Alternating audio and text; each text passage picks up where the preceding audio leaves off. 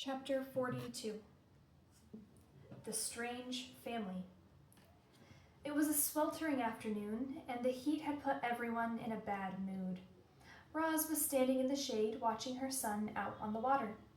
The other goslings were teasing him about something, when they suddenly burst into laughter, and Brightbill turned and hurried home with a stormy expression on his face. He stomped into the garden and right past his mother without saying a word.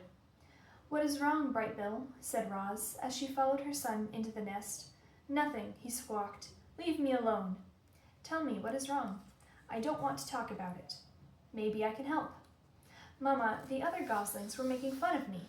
"What did they say?"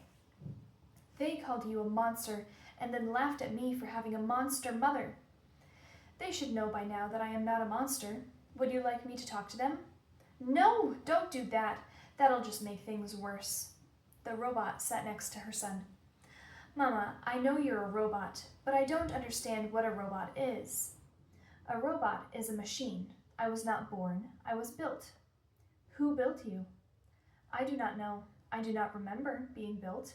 My very first memory is waking up on the northern shore of the island."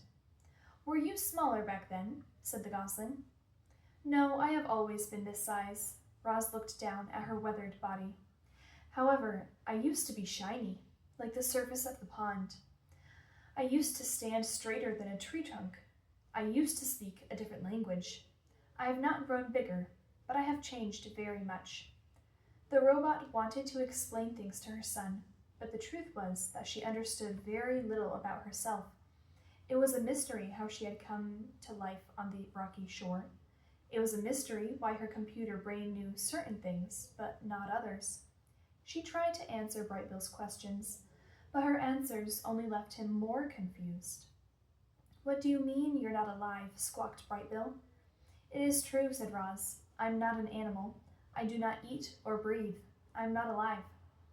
"You move and talk and think, Mama. You're definitely alive." It was impossible for such a young goose to understand technical things like computer brains and batteries and machines. The gosling was much better at understanding natural things like islands and forests and parents. Parents. The word suddenly left Brightbill feeling uneasy. "You're not my real mother, are you?" "There are many kinds of mothers," said the robot. "Some mothers spend their whole lives caring for their young.